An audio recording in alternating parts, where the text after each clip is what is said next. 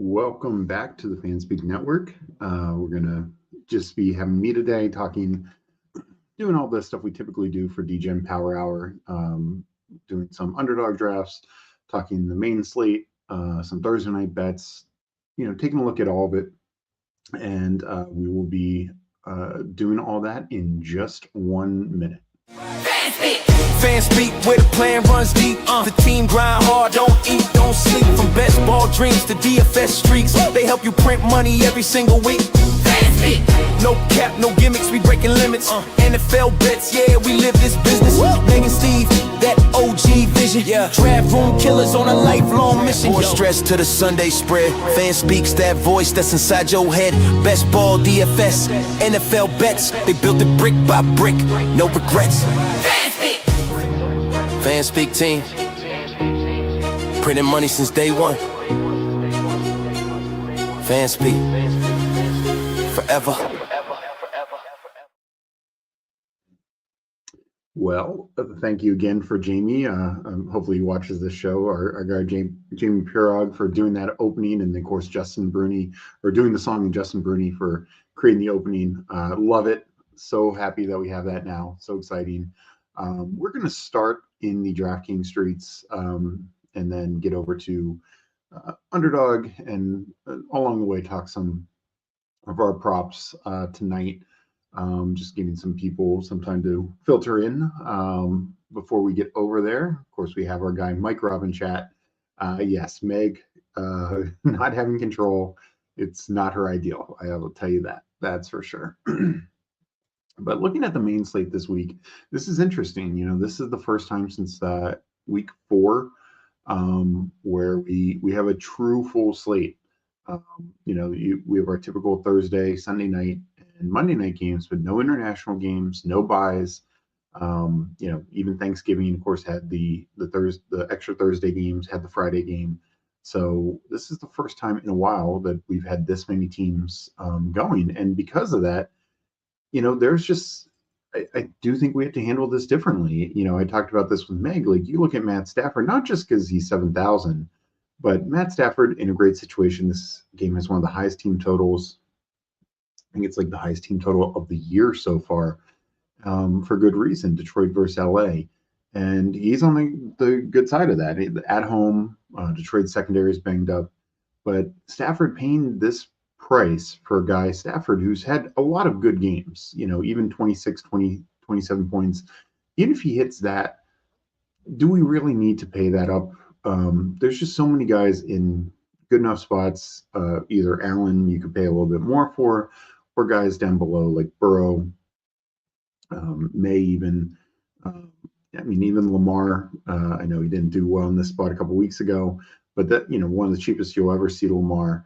Brock Purdy, Goff, the other side of that matchup, cheap play. So, and then we'll talk even more some guys below. So it's just with this full slate, many guys who might be a lock in another situation. I don't know if you need to spend up, for some of these top end guys, and get to it position by position. For me, I'm really focused. I might play a little May, might play a little Allen. Burrow's probably the most expensive guy that I'm going to routinely play. The comments yesterday, I'm not worried about. Like, this guy wants to play. 2 games back, 19.2, 25.4. He wants to play. I think he wants to beat Baltimore, especially at home. We'll have to see if T. Higgins plays. Hopefully, he plays for best ball exposure and all that. I don't mind Lamar coming back. Obviously, Bengals just got crushed by Josh Allen. Lamar still struggling. Keep in mind, he did have 22.1 points against Pittsburgh, but still struggled overall. 54% completion rate. This is not the Lamar who was playing earlier in the year. Just absolute slicing and dicing people. That is important to keep in mind. But what we did see, this is the best he's used his legs since he's been back from the injury. I know he had a rest day yesterday, was back at practice today, but that keeps him live at this reduced price. It's also, again, the cheapest we've seen him. This guy was, 1,000 more early in the year. So given the matchup, I don't mind that consideration. But I won't play too much Lamar. It's more of like a sprinkle play. Brock Purdy, I think, is very interesting against Tennessee at home, off the bye. Kind of hasn't done much since coming back. Obviously, there's been a weird season for Purdy and the 49ers, but they're fully healthy, had the bye for him, Pearsall, everyone to rest up. And they play Tennessee. And also, they are chasing a wild card spot. They have a lot to play for, a lot going on. I think, Tennessee's secondary is real bad. We saw Shedeur Sanders throw for 300 yards on them. And honestly, San Francisco's defense isn't that great. So Tennessee might be able to have a little bit of pushback. But some of the guys that I'm most interested in, I don't mind Trevor Lawrence, but probably the guy I'm going to play the most is Jackson Dart. Only 13.6 in his first game back, but that was at New England. Really tough matchup. Now they're home versus Washington. Washington's defense is #real bad. I think they've only given up fewer than 24 points in 2 games this season. They just made J.J. McCarthy look like an all-pro. We've just seen multiple bad quarterbacks. Geno Smith had a good game against them. Michael Penix had a good game against them. Literally everyone who we're regretting taking in best ball or anything has a really good game against this Washington secondary, and they were even healthier back then for some of those contests. So love Jackson Dart. I know he'll be popular, but 5,600. I think he's upside to be a quarterback one. But this is what I mean. Before the injury, these games here, 23, 29, 19, 27, 27, were basically, that's what we're hoping for Stafford, and we're getting at such a discount. So, and I think he even has more of a ceiling. And also because the Giants' defense is bad, the guy on the other side, Marcus Mariota, 5,000, coming in against the Vikings wasn't pretty, but we saw it against Denver, 24 points. No Zach Ertz, unfortunately, so a little thinner overall. But this could actually be a very high-scoring game because both teams are really bad. We didn't even think that would be the case with the Browns Tennessee last week with the Browns defense and the weather concerns, but that turned into be one of the high-scoring games of the week. So we could have a similar thing here with 2 really bad teams, but able to move the ball offensively. Those are going to be 2 of my favorite quarterbacks. Overall, I think as tempting as it is to do Philip Rivers, I don't think I will go down to that range.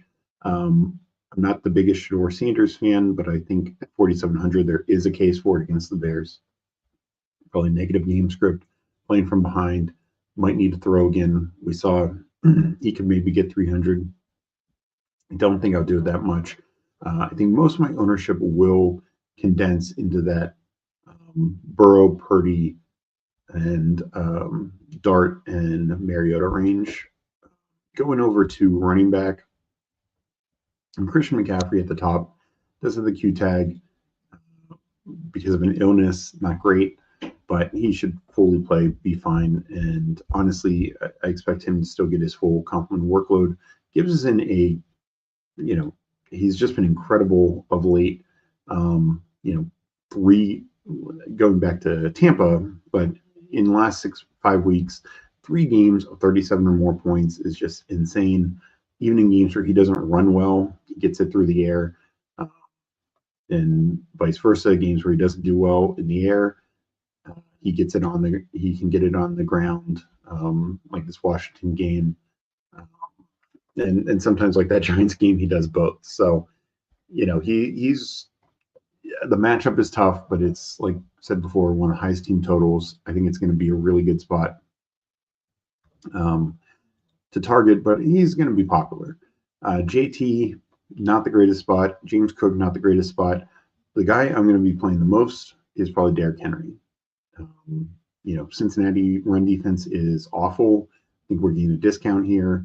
I wouldn't play him in Lamar lineups, but either as a bring back to Burrow, just in general. Henry, the matchup on Thanksgiving, Henry had decent yardage, had a touchdown, but didn't have a ton of total usage because of the score in the game script. I don't think Baltimore is going to hopefully allow that to happen. So I think Henry is well in play. I also like Saquon Barkley. I mentioned this in our Discord. Saquon Barkley could be the the best ball running back hero this year because he's low owned. Getting him through was not easy, and we saw better usage last week. But he now has the Raiders, the Commanders, and then the Bills, three of the worst run defenses in the league. So he's in a great spot, and that starts this game at home. Philly at home, they need a win. They've dropped a lot of games recently. They cannot afford to mess around. Like their shot at the number 1 seed is all but gone. And even Dallas is still lurking. They'd have to kind of lose out, but I think they turn to Barkley to literally carry this team. Let me hit up chat, and then we will go back to the rest. Meg, you know me well, yeah. What no love for the Beast Benson it. Yeah, we'll get to that in a second. We got Jamie in here. Jamie, thank you again for the opening song. Absolutely incredible. And yeah, Meg is lurking. So yeah, going back to running back, I do think, Jacobs popping up with the injury definitely wasn't going to play much to begin with. And I don't love that. Chase Brown, I think Chase Brown's well in play. I think ETN is well in play. Not sure what to make on the Carolina running back situation, what the split ends up being against Dowdle and Hubbard. It does seem like Dowdle is off the injury report now, so that's a good thing. Quinshon Judkins, well, I generally don't love playing Browns. The Bears' run defense, I think, is exploitable, and also it sounds like Dylan Sampson and Jerome Ford's on IR. He's definitely out. Sounds like Dylan Sampson's out. So I will probably play a little Quinshon Judkins. He might get some more passing work. We saw him have a big reception last week. Could see a little bit more of that going forward if Sampson's out as well.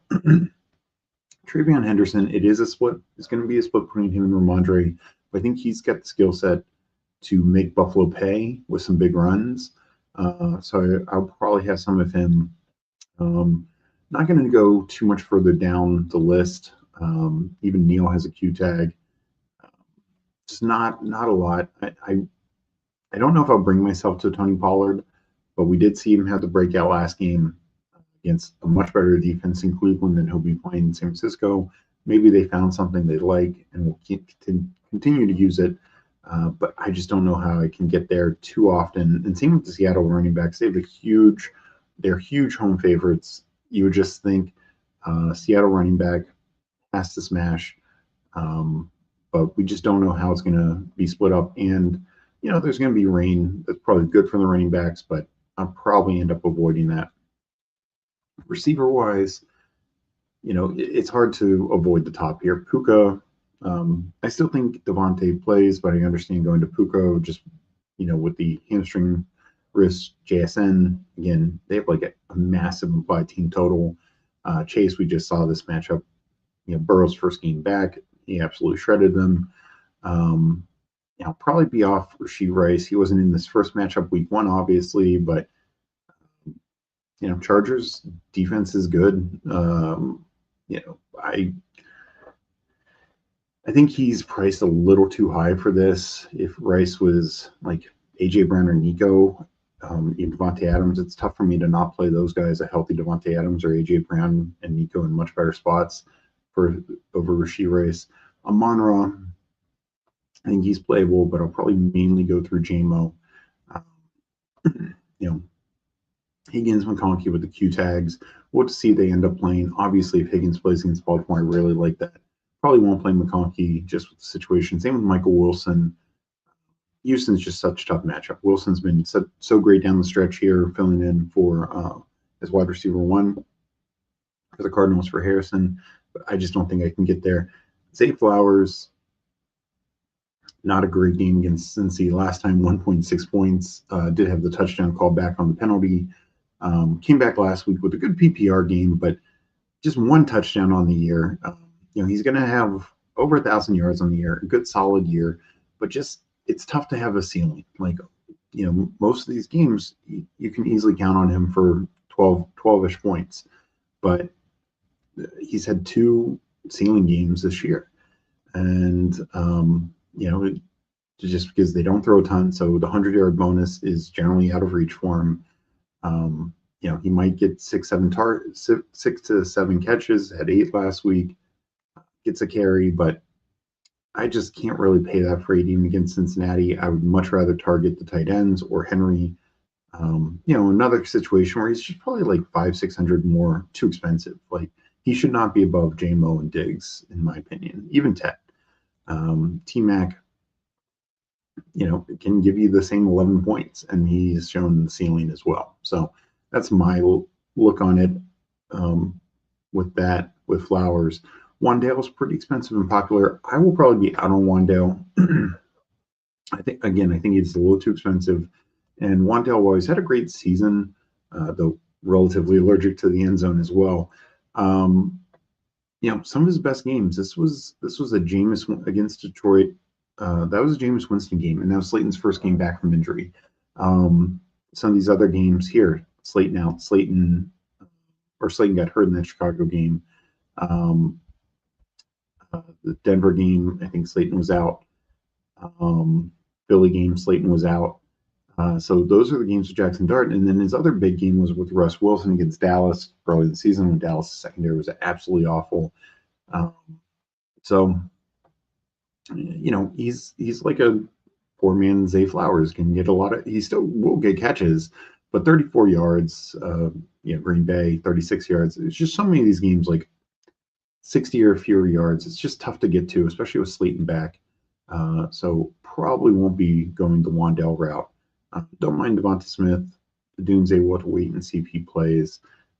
Jacksonville, I think I will take it from the Jacoby Myers side. He's a little cheaper and just seems to get more targets right now. And this game, this Green Bay Denver game, I think is interesting. Two good teams, two good offenses, but it's got a low total because of two good defenses. Sutton, though, is maybe the one guy that will play him or Harvey. I think you can make a Christian Watson case on the other side, but generally I'll avoid that. Sutton, though, intrigues me just with the fact, A, he gets the targets, he generally gets touchdowns, and I think sounds like Pat Bryant is out, so that should help filter to Sutton and Franklin. Two receivers I do really love, though, are McLaurin and Debo in that matchup versus the Giants. And then, as you'd expect, San Francisco receivers, Juwan Jennings has been much better, but I think you could take a Ricky Pearsall shot. He's out there running routes. Hasn't looked the same since he came back from injury, but they just had the bye week, so I'm willing to look into that. I think if Badunze is out, I don't mind going back to Burden, even against Cleveland. Look, 6 targets, 4 catches, 67 yards, had a carry as well. I just think he's a better fit than DJ Moore. But Darius Slayton is going to be the cheap option I really like. And then rookies, Jamari Dike and Jaden Higgins, I think are both in good spots for some cheap value. Tight end wise, look at real quick. I'm probably avoiding McBride. Way too tough of a matchup for that price. Bowers, kind of the same thing. Kittle is my favorite of more expensive tight ends. Kincaid, I also like quite a bit. But then I'm going value hunting. Brendan Strange, Schultz is okay, but Harold Fannin and Njoku should be out. I think that's really good. And then, the Mark Andrews, Isaiah Likely. Andrews is on the injury report. I think he will play, would be my assumption. And then Mike Gesicki, with or without T. Higgins, I think Gesicki's won't play. Colson Loveland, if Adunze's out, I think is interesting. Juwan Johnson, I think is fine. Like we talked about before, he's generally good for around 10 points. Just kind of missed it last week. It says 0 targets. Obviously, it wasn't since he had 4 catches, but he didn't have as many routes and targets last week. Not sure what that was about exactly. He's definitely their most consistent receiving option. Theo Johnson is the one that's intriguing, also as a Q tag. So I need to make sure he's in, but he has been Jackson Dart's guy. Like Jackson Dart really likes him. Had 8 targets last week, only connected on 3 of them. But again, the defense is just so much better. Matchup so much better this week. So that's really where I'm going to be at. As for the Washington tight ends, Ben Sinnott, I think he'll get more run, obviously, but I don't know if they love him completely enough to make him a focal point. I mean, he'll have these last 4 games to see if he can be the guy going forward. But I just don't really trust it. I think there's other cheap options. Yes, he's like 2,700, but I'd rather pay 600 more, 700 more for. Oh, the other one I should mention is AJ Barner. Royo's probably out. Barner's already had multiple fine games without him. With Arroyo in the mix, so even better now. But paying for guys like Likely, Gesicki, AJ Barner, I'll spend the other 500, 600, 700 on those types of guys. Let me hit up chat. And Jeff Cooley, are you going to do playoff drafts? Yes. Right now, I will probably wait at least one more week. And it depends on how fill rates are and stuff like that. My issue with the playoff, with the underdog format is you have to thread a tough needle, and without knowing who all the 14 playoff teams are, and also seeding, because seeding becomes important. Not just, of course, who is the bye week 1, but you want to build teams with the ability to advance as far as possible. So if you can get a team, like ideally pairing the 2nd and 3rd seeds, because they're definitely not facing week 1, then they're not going to face week 2. So if you can do that, and then hoping one of those for a certain conference, and then hoping one of those ends up in the Super Bowl, that can be a great way to build a team. And then of course guys from the other conference as well. So playoff seeding can matter quite a bit as well. So I'm probably going to wait a little bit. To me, I don't know if you get as much of an edge as some people believe drafting this early. Sure, if you draft like 100 teams right now, you could, hit, that perfect shot down the fairway that threads the needle of not having the first round bye, and they're not playing, the same conference is not playing, and, just totally perfect situation. But it's also one of these things where the other thing with seeding is, even if you get, let's say you have a 2nd place team in the AFC, and right now it would be Denver, who's a good defense on their own right. But you're like, I'm going to draft Denver, but it ends up being the Texans is the last team in. Well, that no longer looks like a great week 1 playoff matchup. Denver could win that matchup and advance, and you could be right on that, but they could win 17-13. And your team's just dead, for that reason. So even like who the matchups end up being could end up being a factor of how you want to play it, because you got to survive week 1, which is tough with the buys, of course. And then you need staying power. So I'll probably wait a couple weeks, a week, or at least a week, if not 2 weeks, to really dive into it. And then of course right after the season, when the seeding is like after week 17, especially lean into week 18 when very little is left up for grabs, then I'll start really getting into it. And then of course after. So we will do some then more and more, but right now I'm not really touching it. We got Jay Lives in here. How's it going? How did the regular season end up? Not as good as I would have liked. Probably ended up around 20%. It was 19.9 on BBMD, but they don't have all tournaments filtered in. So it's maybe slightly over 20% on UD. Definitely some teams I still really like. Got about 29 sprint teams. So really hoping for that format. I'm happy, but could have been much worse, much better, I should say. Like 3 weeks ago, I was like mid-20s, so like 25%. I was hoping for, even a higher closing line, and it just went the wrong direction. But hopefully, it can build up from here. This week, in a 6 points touchdown, Brissett, I'd absolutely say Mariota. Brissett has a really tough matchup versus Houston. McCarthy, he's not playing Washington this week, so I would go Mariota. I just think the matchup is just way too good. I mean, Jeff, like if you're really into it and you're playing a lot and you think you can get an edge, I do it. But just keep in mind, the buys can change. So if you're like, oh, I'm only going to take like one New England player or one Rams player, well, what if they don't end up with a buy? So if you're doing a lot of volume, go for it. But for me, yeah, I don't know if the edge is as strong as some people make it out to be. Daily playoff baseball streams. Yeah. I mean, we'll definitely have some for sure. So, all right, that wraps up DraftKings. Oh, for tonight, as you saw in Substack, we did some bets. Let me bring it up on my phone. I'm trying to remember what exactly we rolled with. I remember Bijan 40. Baker 20 rushing and Chris Godwin 4 receptions is our top bet, and then our lotto is Bijan 60 receiving yards. And when I said Bijan 40, that was obviously receiving yards. Kirk Cousins 275 alt passing.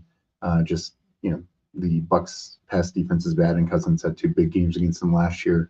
Probably not easy without Drake London, but we've seen Cousins do some scrappy things in the past. And then Mike Evans coming back from the injury. We think he comes back in style, 60 yards and a touchdown. I actually like Mike Evans anytime touchdown a lot. One thing they did say is he'll be in on key plays. I imagine he'll be in all red zone snaps. And he's just always been a big touchdown machine. So I definitely like the touchdown side of it quite a bit. So those are our key bets for tonight. Let me bring over Underdog, and we will do a couple dailies. And yeah, feel free to ask any questions about tonight's game, the weekend, best ball, playoff best ball, any of it as I'm doing this. But I haven't done many drafts yet, but let me get into this now. You know what? I'll start off with a primetime Palooza. Have definitely done none of these so far this week, but I will start with this. I'm going to count it down in 10. I'd probably try and enter around 7, but these are hard to get into. So I'll do this 10, 9, 8, 7, 6, 5, 4, 3, 2, 1, enter. All right, it is filled. So this week, I definitely think, and I get the 4th spot. So I don't think I'm going to get Bijan or Bucky. I think Bijan's clear 1-1 in this. I might. I might go Pickens Prescott if I get that. I do think Dak can separate, and that's the other thing. Like JJ McCarthy, the question was asked. Yes, Dallas has not been a great defense this year. I still think they can get too much pressure. They've played much better recently since on the trade acquisition. They gained some guys back. I'm more concerned about McCarthy again this week, so I'll be avoiding Addison and Jefferson. Generally speaking, if it falls, maybe I'd take him. Hawkinson does sound like he's banged up, so yeah, don't know what to make on that. His tight end could be a little thinner.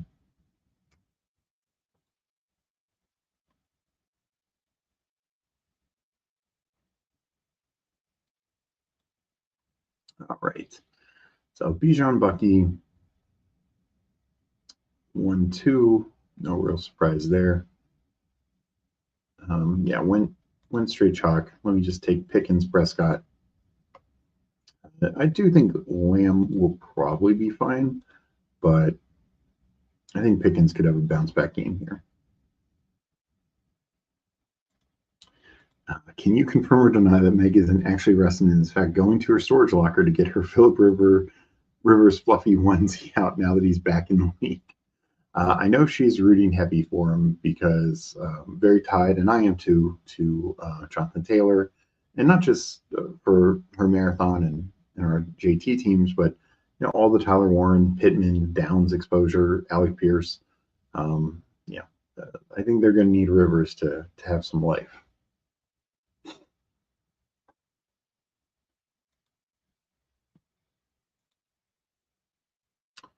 So running back, I think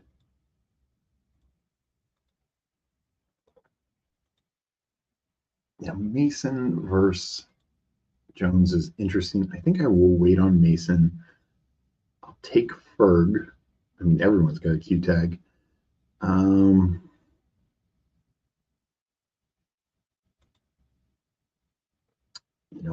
Boy, I might just take Addison. Yeah, I'm going to take Addison. I'm just going to stack up this game.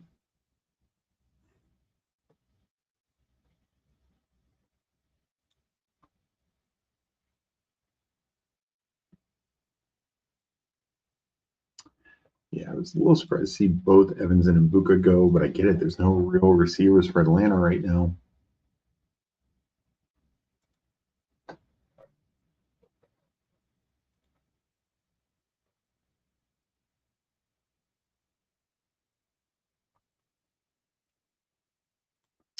There are four very influential weeks left, but I'm already foaming at the mouth at the idea of drafting discounted league quarterback. Yeah, league quarterback is flat out awful. I mean, Josh Allen, incredible, but everyone else, like I looked at it, I think on BBMD, and it's not perfect because it doesn't have every tournament, and some of this was super flex, but I just looked at all mine, and I think I had like 9.8% Lamar, and 4% of my playoff teams had Lamar. So way underrated on Lamar. And Jaden, I think, is worse, of course.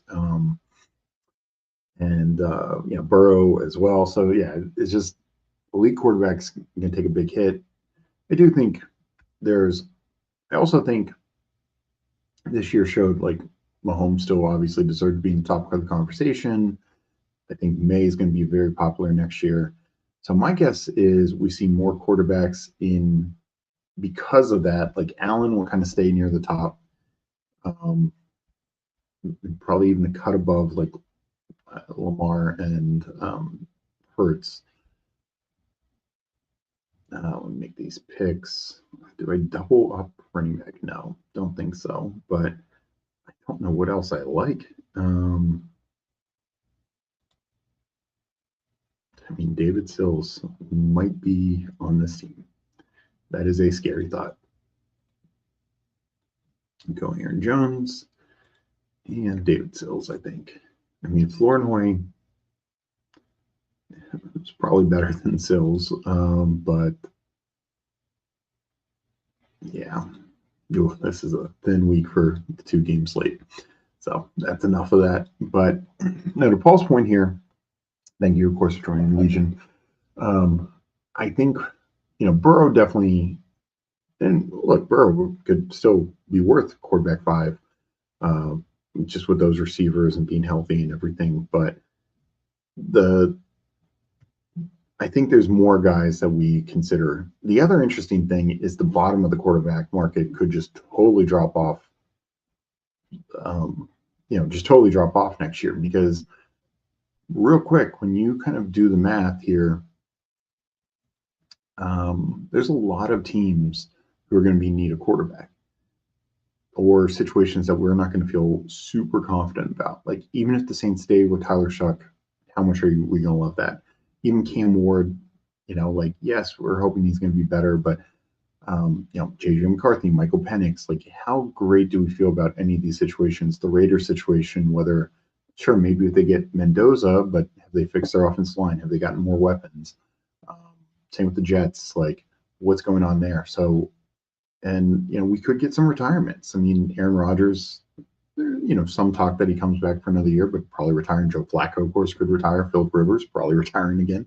And the Colts being another one. Like, what are the Colts going to be? Because Daniel Jones is not suiting up week 1, coming off an Achilles and broken fibula. I think we can all kind of guarantee that, because his injury is way later than Rodgers or Cousins were. And, so I'd be hesitant on the Colts situation.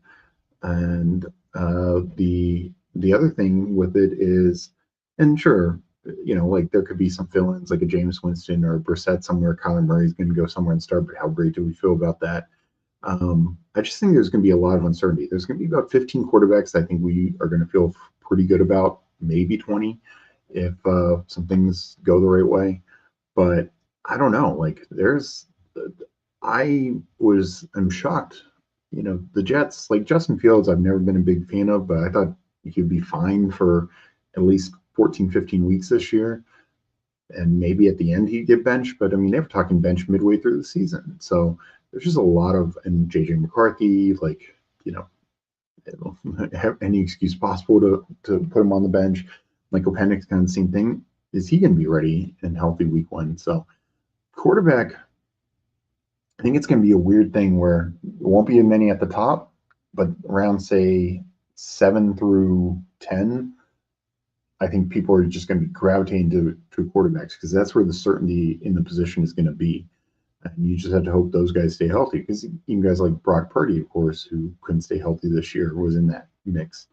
So I'm going to jump into Battle Royale here, and we'll continue to talk about that because I do think the quarterback situation next year is going to be fascinating because, like this year, there were only like two, maybe three teams, if you count the Giants, that we didn't really feel great about going in. Giants, Saints, and Browns. And Giants were going to feel good going forward, though probably in 3 quarterback builds with the way Jackson Dart plays. Let me count this down, then we'll keep on this conversation. So I'm going to enter in 10, 9, 8, 7, 6, 5, 4, 3, 2, 1, enter. But also potentially retiring would be Matt Stafford, particularly if they walk off in the sunset with a Super Bowl win. I think Stafford would very much consider retiring at that point. So, yeah, I worry with the quarterback situation, and it's not a deep draft class. Not at all. So we got Mike in here, and that's all I see in here. But I got the 5th pick. Mike's got the 6th pick. Yeah, quarterback, I do think it's going to be wild. I think could get a lot of interesting value early before some people settle on some of these quarterbacks. Like somebody like Sam Darnold, just because he started so hot, but it's kind of cooled off a little bit. Maybe he's not overdrafted next year, but he could end up being a great value. If he's like drafted as quarterback 20 next year, could be a ton of value there. We got Eddie in here. What's going on? Hope you're doing well. What's your highest finish in Battle Royale this year? I'd have to go and check. I've definitely done much better in the Wildcat Battle Royale. I had like a top 20 and a top 40 finish in Wildcat. I don't max Battle Royale. Usually do about 20 to 50 a week. In a couple weeks when I was sick, I did less than that. So I'd have to go back and look at my true top finish for Battle Royale specifically.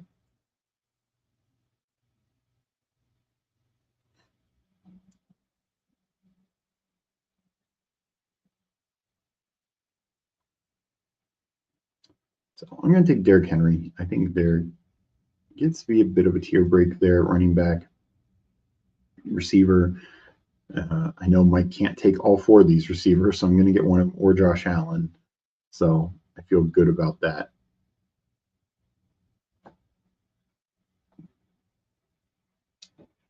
So Henry to start.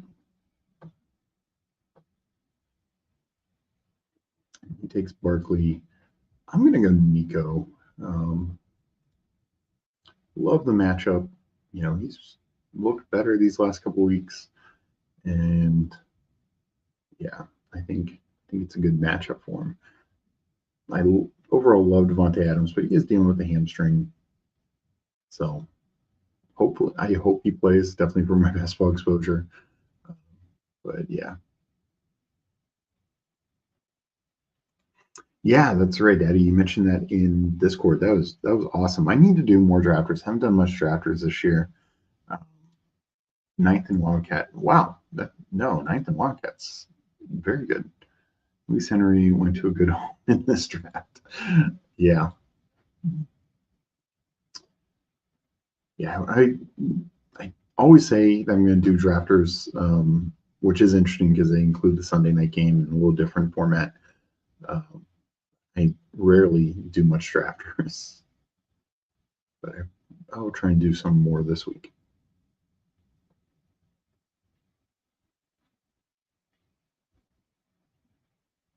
So coming back here, like this range.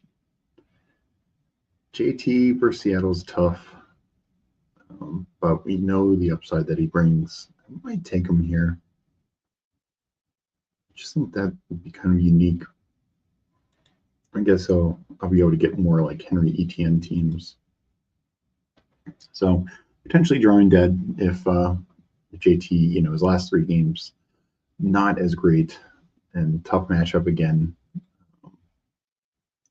But if he hits, that Henry JT is going to be a more unique combo.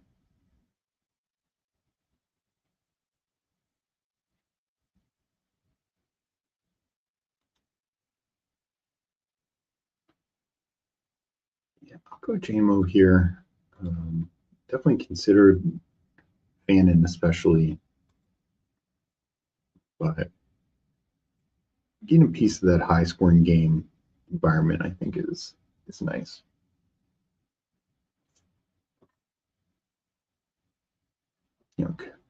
Could take off. We'll see what I do at quarterback. I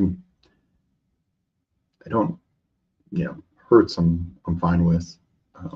I'm even, Burrow, just as a bring back to Henry, and then I could get Gesicki. But like I said before, Jackson Dart, I think it is a very good option. Quarterback is, as much as I love Allen, like I'm generally going to wait on quarterback this week. Same with tight end. Kittle would be the one exception, but likely Kincaid, Andrews, Theo Johnson, Gesicki, all well in play.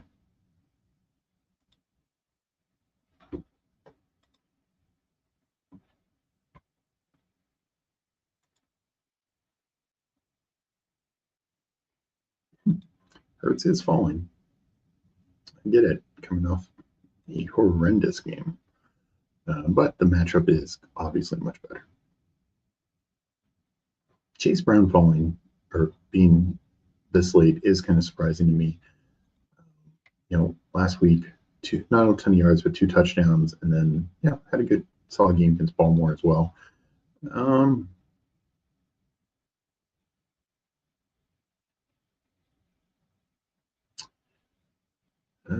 Boy.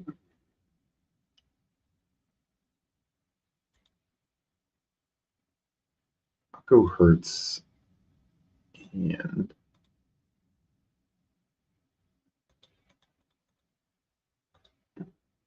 can't do Devonta, obviously. Yeah, need tight end. Goddard is an option. Do one of these.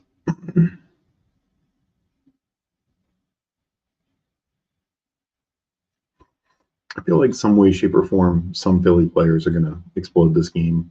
Raiders' defense is real bad.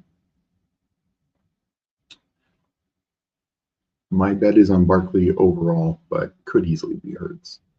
Now, the question is it worth stacking them? Go Kincaid, who had 100 yards in this matchup before.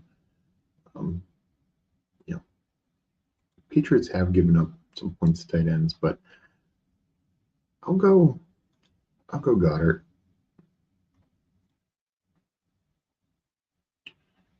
Let's see, Eddie saying, sorry, missed it. I'm doing about 25 Wildcats, 10 Battle Royale, 25 to 30. Yeah, nice. I just need Evans to get like 20 points tonight. Yeah, no, I mean, particularly, look, I think if he gets a touchdown, 20 points is live for him. So I didn't get more Barkley teams through. Yeah, no, it was tough sledding to get Barkley through, but he definitely has the great matchups down this stretch. You could stack one game. Do you like Ravens Bengals, Pats Bills game? Definitely have those two, Ravens Bengals. I mean, I think Rams Lions should also be in consideration. Pats Bills, that game I feel has more chance. It could either be a massive shootout. I think most likely chance is it's kind of like an average game, like their first matchup, or it could be more of a defensive battle. There could be some weather there, and yeah, you could see just it not being as high scoring. Just this team, I feel like since so much is riding on it, they could get a little bit more conservative. But I think the tone will be set early in that game. We got our guy Spread here saying, "What's up? Hope you're doing well, Spread. Stay off the tractors and good players. Stay away." All right, so let's see. I went Henry, Nico, JT, Jameson Williams, Jalen Hurts, Dallas Goedert. Mike went JSN, Barkley, Lamar, Josh Jacobs, Likely, and Michael Wilson. All right, let me run another one. I'll probably run at least two more. And again, feel free to ask any questions, talk about anything tonight, this weekend, whatever. I will be entering in 10, 9, 8, 7, 6, 5, 4, 3, 2, 1, enter.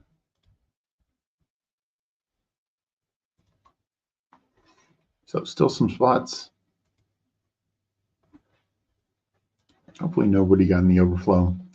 And now, and actually after this draft, we'll take a look at some exposures we talked about yesterday. Like now that they've settled everything, we can see what our exposures are, who we need to be rooting for.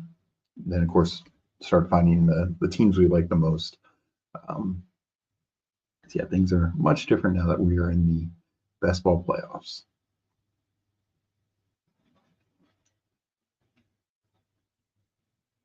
All right, I got the second pick here. Definitely recognize, a couple names in a 42, Flacco or Falco.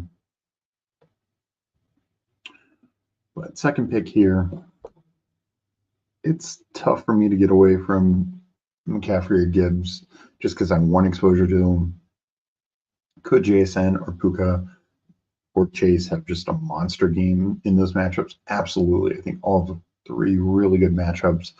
But we just know in general running backs have higher upside, especially running backs who catch the ball. That scores CMC and Gibbs. So I think the third spot is where it gets interesting because I think it should go running back, and then what receiver do you like the best? I mean, if there's no Devontae Adams, I think Puka is the clear one. Otherwise, I think JSN might be third. Just most chance for a blowout, most chance for like defensive scores, stealing opportunities. So that's kind of how I'll probably play it. I want some JSN because we know what his upside is, but I think Puka and Chase just have higher upsides, especially obviously if Higgins misses. But even if not, like we know Chase at any given time can just totally go off. And Ravens defense is not the Ravens defense of the last couple of years. So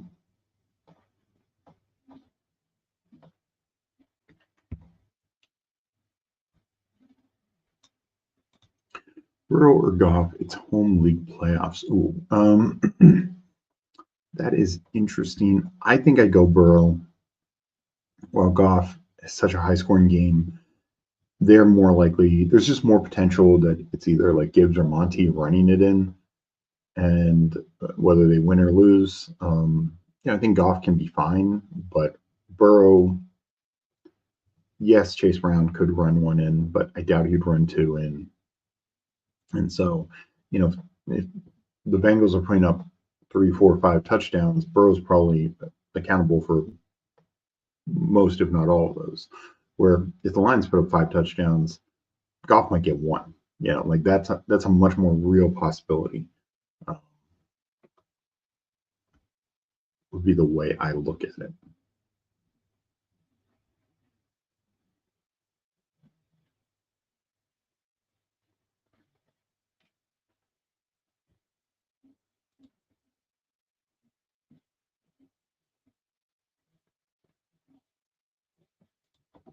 Yeah, I talked about this a little before, Eddie, but I'll talk about it again.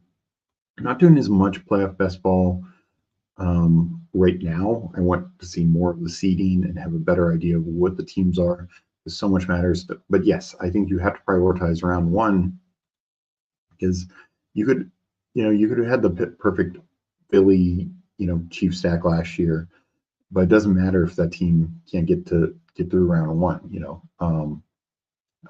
Particularly for Underdog, like drafters. I haven't looked. I don't even know if it's out yet, but their playoff format is cumulative, so you could maybe survive like a really weak or weaker round 1, and get the right matchup down the stretch. So took JT last time. Won't go there this time.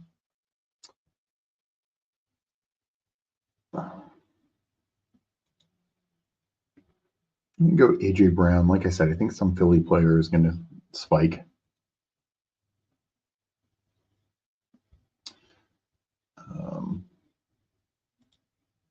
So, I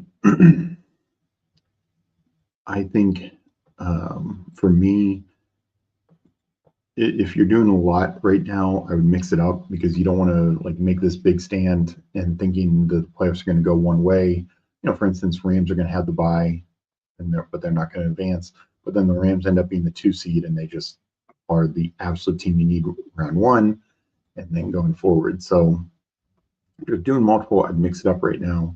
I wouldn't, and realize like there's some teams that could just end up being totally drawing dead. And then, if you draft 1 or 2 players from a team that just doesn't even make the playoffs,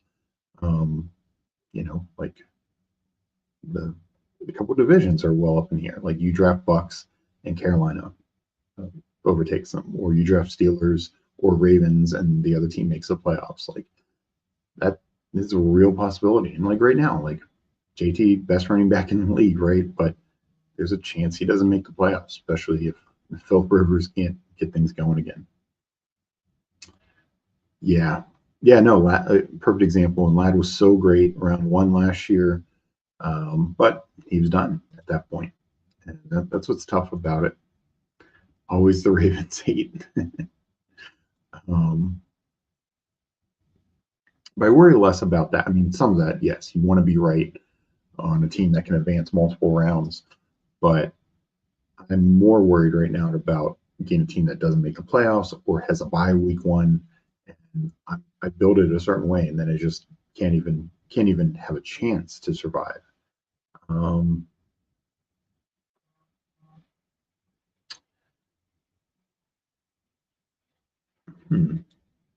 Go Harold Bannon here.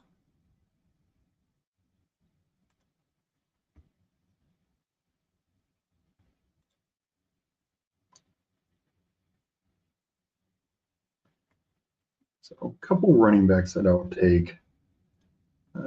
Could this be a 3 receiver week? Maybe.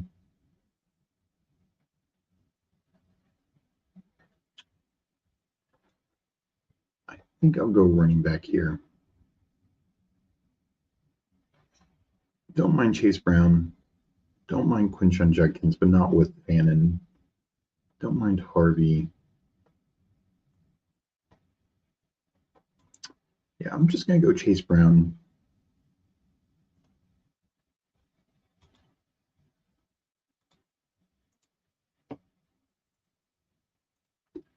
One thing I would add, Gauntlet is 1 of 6 advance, and Mitten is, yes, yeah, that's another key thing. Keep in mind. Mitten is much better. I'd be more aggressive. Yeah.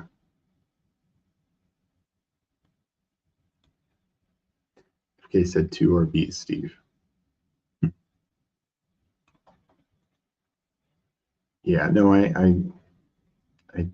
agree. Like almost always am I taking 2 RBs. I mean, last week I think was an example more 3 wide receiver builds we're going to hit, but that's more rare. So quarterback,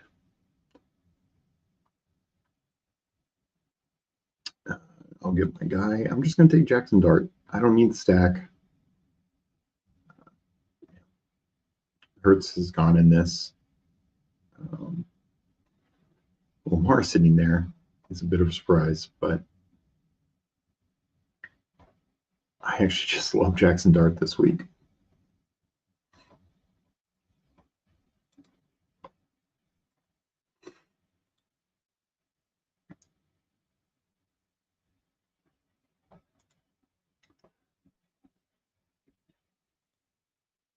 Yeah. I find you only make 3 wide receiving teams. Yeah, exactly. Like it's got to feel like you're just getting extra value or just such a unique combo. Obviously, 3 wide teams are going to be more unique to begin with, but it just that the right combo. And I mean, Lamar Fallen was about it here. But yes, if somebody like let's see, like had Devontae Adams fallen back to the 4th round because of the injury risk, then something like that I feel is worth it. A, I can sub him out with another receiver if the injury hits, and B, like if he we know has the upside to be like a top 4 wide receiver, top 5 wide receiver on the slate. So let me take a look. I'll probably do one more draft, but let me take a look over at Best Ball.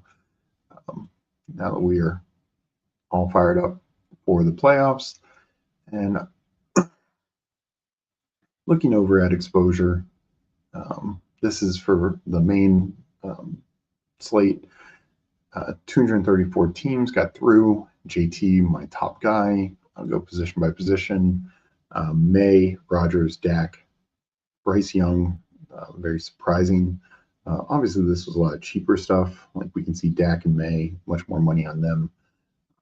Mahomes, not so surprising, considering he was a quarterback 2 on the year. Got guys like Josh Allen, didn't get as much through, but 12%. I think I only drafted him like 9%, so above average, above what expected. Justin Fields is wild to me. No, he had some big spike weeks, but boy, has not done much overall. And yeah, like I was saying, where Jaden 6.8%, and I was way too high on him. Kyler Murray, Lamar really low on. And of course, 3.4%. I had about like 9.8%. Now that includes Superflex and stuff. So I'm sure it's a little bit there. Even Anthony Richardson, very rarely drafted, somehow got 3% through. I know a couple times I did Richardson and Daniel Jones, so that's probably part of it. And good old Flacco. Did not do much Jackson Dart. That was definitely a miss. Good old Russ coming through in the clutch. We'll see. I'm actually a little surprised on Jordan Love since, he played all year. I wasn't as high drafting him overall, but I guess just in, guys like Penix and Cam Ward and Brock Purdy who missed all that time. CJ Stroud missed a lot of time. So very, very surprising at some of those. You take a look at running back. JT, Cook, McCaffrey, Gibbs. No shocks there. Scatterboo, is over one of my highest drafted players, highest drafted running back. And obviously, first half of the year was tremendous. Rico Dowdle, that mid-tier of the year, tremendous. Rashard White did enough. Travis Etienne. I was low on him. I had more Tank Bigsby than Travis Etienne, but Etienne was obviously the play. Caleb Johnson, I was way too high on him this year, did absolutely nothing because the Steelers like Jalen Warren's 1.5 yards per carry, way too much. Austin Eckler, what could have been, and same with these Browns. Obviously a lot of these guys are just getting carried through with the big stands up top. Uh, wanted to look, one thing I wanted to mention is right now, Meg and I talked about this, but we didn't talk about it on the show. The running back area from say pick 61 through 100. A small sliver of time Cam Scatterboo was in the 90s, but really wasn't. So before you got to Scatterboo, before you got to like Javonte Williams, Travis Etienne, any of those guys, that was a really dead zone. Like Swift was okay, Mason was okay, but for a while there, Judkins was in that mix, but most of the time he was lower. And even then, when he was in that mix, he didn't have that many huge weeks. But that was just a really bad zone of running backs. Pacheco, awful. Kenneth Walker, not good. Kamara, not good. Mixing, hurt. Connor, hurt. Brian Robinson, before, his value tanked at the end, terrible. And but two guys kind of in that range, Travion Henderson and RJ Harvey, right now you wouldn't say they're worth it. They each had a couple of good weeks, but really have not panned out. No better than say Kenneth Walker. Tony Pollard, another one who just didn't do anything up until this last week, and he's kind of in the same boat. But to my point but these next 3 weeks could change the story. Like if Pollard has 2 more weeks like he just had, Hendo or Harvey have Harvey coming off a big week, has a couple more weeks like he just had, Hendo having a couple of big weeks. Maybe they suddenly look like they're totally worth it. Monty, another one in that range, did more than some others, but just not that good overall. So it'll be interesting to see how they close out, because we think about some of these guys differently. Higgins up until the playoffs last year wasn't a great pick because of injury, because of just Chase was dominating. But then of course he's the week 17 hero. So it will be really interesting to see, if, particularly in that running back range, just because so many were just absolute landmines. Who kind of comes through. This actually shocks me that I have so little Derrick Henry through. I was definitely above the field on him. He had a fine year. But yeah, those teams just didn't obviously hit well enough. Chase Brown also, like I was a little lower on him, but yeah, didn't get what I wanted out of him. And anyone, Kyron, I was low on him. That was a mistake on my part for sure. Achane, I'm surprised. I think I ended up like right around the field, 8%, 9% with Achane, and just clearly didn't have the right teams with them. Another guy who won't pan out his price tag, of course, but Genty down the stretch here. Philly's defense has been much worse against running backs, both rushing and receiving of late. Though still a tough matchup. And then week 17, Giants. And he could be the week 17 guy, like the Ricky Pearsall, who just doesn't do anything all year, really. And Genty had some good weeks, but nowhere near worth first or early second round pick. And could he be that week 17 darling where he just explodes for like 30 points? We'll see. Yeah, Hampton, another one, obviously, just injuries, real tough. Look at receivers. Adams, Keenan Allen, Diggs, Thielen still got a lot through. So maybe he finds some life with Steelers. T. Higgins is why I really need him to go off. Debo, Slayton, Sutton, and Buka. Dunze, hoping Dunze's back. And yeah, really need Philip Rivers to give the Colts some life. Pickens, I was surprised. I thought I'd get more Pickens through, but did not get that. Chase, boy, I bet if you looked 4 weeks ago, my Chase would probably be advancing 20%. But really did not have a good run out with the suspension, just some games where he totally disappeared. So yeah, really, really interesting from the receiver perspective. Between injuries and just some disappointing performances from first, second, third round guys. And not amazingly, ASB, who I was about the field with, JSN I was definitely under the field with, so Puka is about the field with, but there was a bit of an opportunity cost for first round receiver versus the first round running backs. I mean, they just scored so much more points. Gibbs, CMC just massively outscored them, and Achan kind of behind them. So you definitely had an opportunity cost by going receiver first round.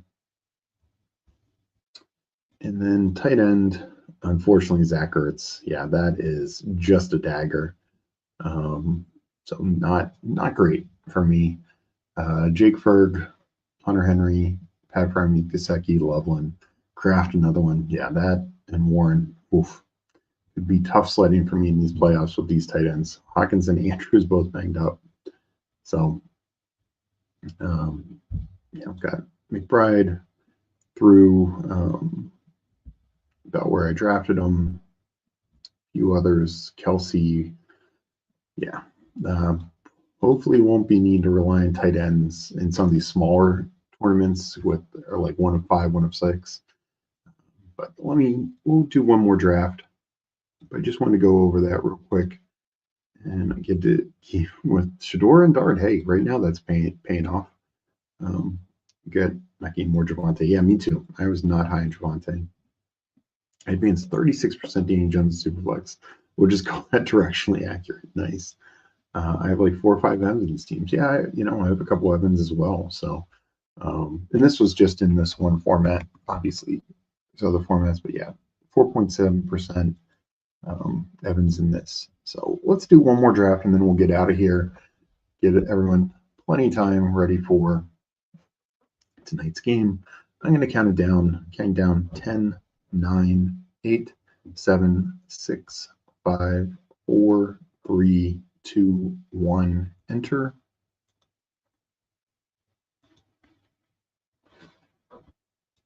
So definitely want to say good luck to everyone for the playoffs. This is where we all the work that we did over the summer, spring and summer, I should say, because these drafts started right with the Super Bowl. So even late winter, but hopefully we get some teams. We all can get some teams through, have some fun final sweats, and make some money. Most important of all. We got Guy Hulk Smashed Potatoes in here saying what's up. Hope you're doing well.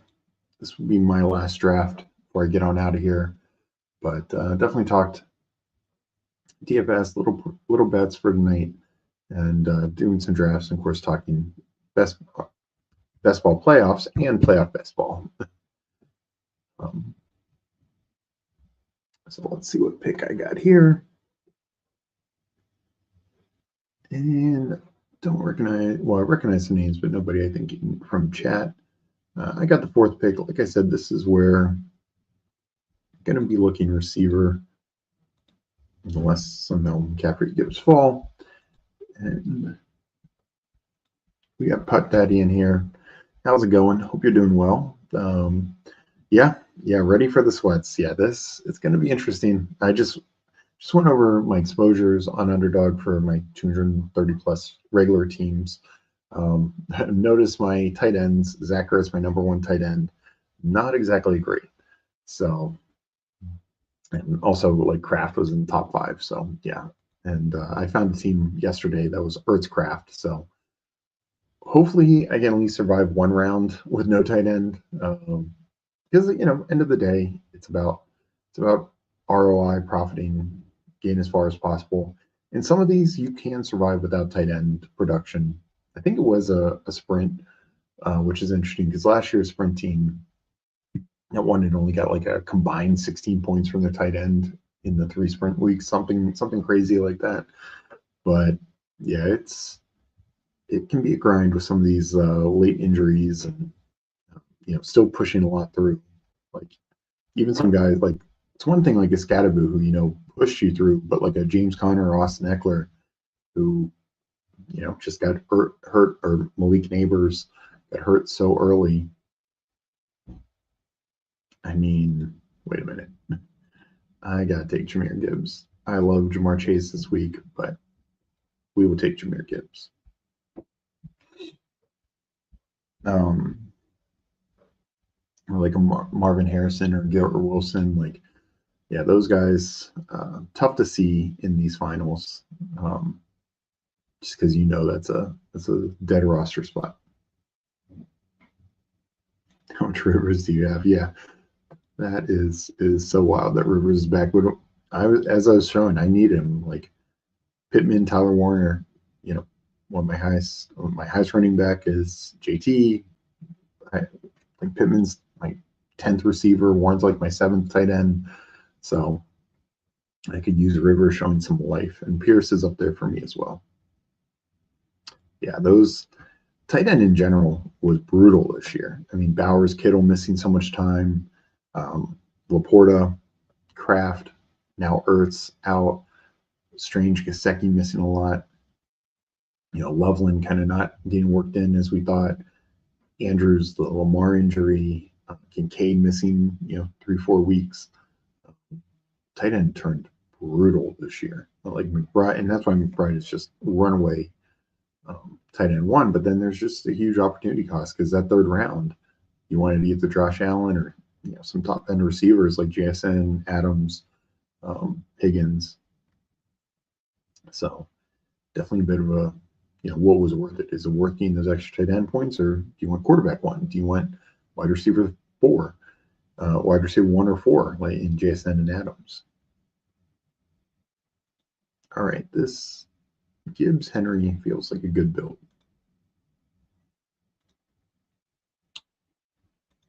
Oh, I'm glad it came back. Hopefully that didn't affect many people. But yeah, no, definitely looking forward to these sweats, and just hoping to get as many shots on goal through each week, because it can be brutal. Last year, week 15 was very brutal. Meg and I were big on Saquon and Henry. Those were the guys you absolutely needed through the season. Chase was another one, great regular season, not a great week 15. But you just have to do your best to get as many to survive through.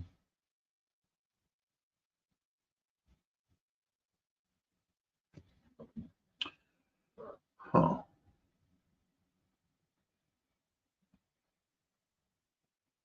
Okay, no Adams,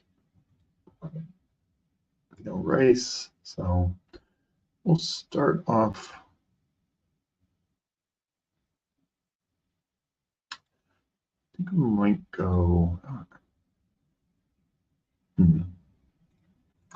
Yeah, I'll go JMO, even though I have Gibbs.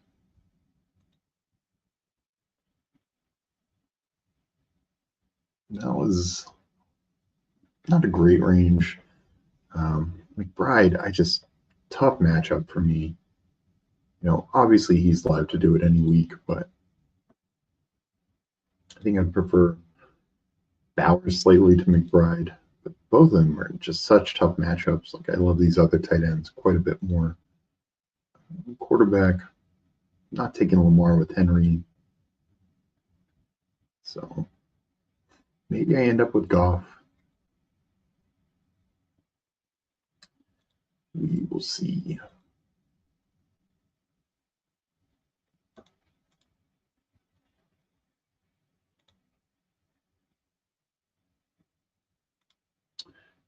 Yeah, ETN, I think is good value here. Endo as well, but obviously can't go there. I think I might go T-Mac if he gets back to me.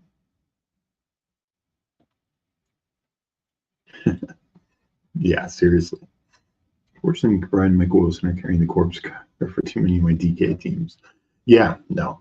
I didn't have a ton of Michael Wilson, only like 6%, 5% maybe. But yeah, many were tied with Kyler, and just not ideal. So Williams, T-Mac, same with McBride. I definitely would, when I would draft McBride, I would prioritize Kyler way too much. We talked about it earlier. Quarterback this year is absolutely wild between the injuries, the benchings, the injury/benchings, like the JJ McCarthy's and stuff like that, and Kyler to an extent. like elite quarterback after Allen. I mean, Hurts at least played every week, but boy, it was rough this year. And even mid-tier, Murray, Fields, Purdy, all missing a lot, and then late guys like McCarthy, Penix, even somebody like Jackson Dart. Now, obviously, you could generally get him in the 18th round, but between not starting the first 3 games and then missing 3 other games, that's a lot of missed time for him. It was an 18th rounder, not terrible, but even more so for super flex, unless it was built properly, might have cost you. But at least he had enough upside in some of those games. We'll take a Dalton Kincaid here. And then quarterback, I just took a shot on him or talked about how he wasn't the greatest. Love Jackson Dart this week off. Makes a ton of sense as well. Could obviously do Hurts unstacked. And I don't mind Mariota. Giants defense is real bad.